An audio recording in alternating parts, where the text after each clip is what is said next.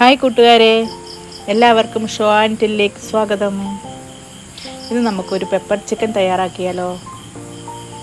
ആദ്യം നമുക്ക് കട്ടിയുള്ള ഒരു പാൻ അടുപ്പത്തേക്ക് വെക്കാം. അതിലേക്ക് കുറച്ച് വെളിച്ചെണ്ണ ഒഴിക്കണം. കുറച്ച് കറിവേപ്പില ഇട്ട് ഒന്ന് ഫ്രൈ ആക്കി എടുക്കുക.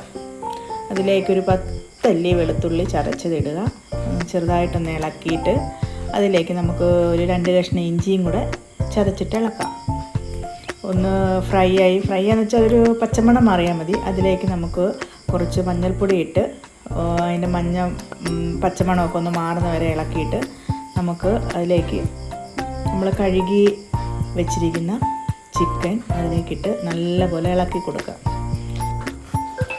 അതിലേക്ക് നമുക്ക് ഒരു സ്പൂൺ കുരുമുളക് പൊടിച്ചതും കുറച്ച് ഉപ്പും കറിവേപ്പിലയും ഇട്ട് നല്ലതുപോലെ ഇളക്കി ഹൈ ഫ്ലെയിമിൽ വേവിക്കുക.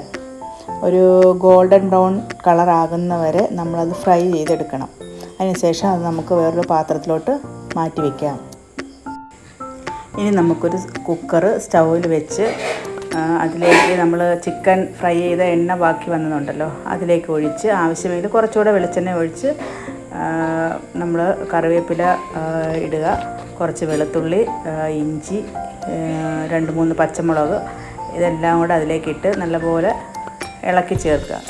അതിനുശേഷം ഒരു 3 സവോള ചെറുതായി അരിഞ്ഞത് ഇട്ട് ഒന്ന് വാടി വരുമ്പോഴേക്കും അതിലേക്ക് നമ്മൾ 1 സ്പൂൺ മല്ലിപ്പൊടി, 1/4 സ്പൂൺ മഞ്ഞൾപ്പൊടി, ഒരു 1.5 സ്പൂൺ മുളക് പൊടി, 1/2 സ്പൂൺ ഗരം മസാല, 1/4 ടീസ്പൂൺ പെരിഞ്ചീരകം എല്ലാം കൂടെ നല്ലതുപോലെ ഇളക്കി മുരിച്ചെടുക്കുക.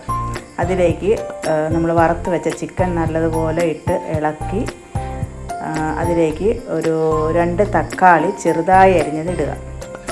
ഒരു 1.5 സ്പൂൺ കുരുമുളകും ആവശ്യത്തിന് ഉപ്പും ചേർത്ത് കുക്കറിൻ്റെ അടപ്പ് വെയിറ്റ് ഇല്ലാണ്ട് അതിലേക്ക് വെച്ച് നമ്മൾ അടച്ച് വേവിക്കുക. ഒരു 8 മിനിറ്റ് കഴിയുമ്പോഴേക്കും നമ്മൾ ആ കുക്കർ ഒന്ന് തുറന്ന് നോക്കുക. നല്ലതുപോലെ ഈ തക്കാളിയെല്ലാം അതിൽ നല്ലപോലെ മസാലയൊക്കെ നല്ലപോലെ ആയിട്ടുണ്ടാവും. ഒരു 1/4 കപ്പ് ചെറു ചൂടുവെള്ളം അതിലേക്ക് ഒഴിച്ച് വെയിറ്റിട്ട് കുക്കർ അടച്ച് വെച്ച് വേവിക്കുക. ഒരു വിസിൽ കേട്ട് കഴിയുമ്പോഴേക്കും അത് ഓഫാക്കി അതിലേക്ക് കുറച്ച് മല്ലിയില അരിഞ്ഞത്, കറിവേപ്പില എന്നിവ ചേർത്ത് ഇളക്കുക. അങ്ങനെ നല്ല സ്വാദിഷ്ടമായ നമ്മുടെ പെപ്പർ ചിക്കൻ തയ്യാറായി. ഇത് ചെറിയ ചൂടോടെ അപ്പത്തിൻ്റെ ഒപ്പമോ ചോറിനൊപ്പമോ ചപ്പാത്തിക്കൊപ്പമോ രുചിയോടെ നമുക്ക് കഴിക്കാം.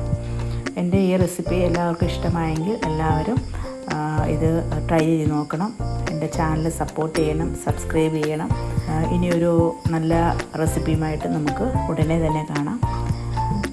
ഒത്തിരി നന്ദി.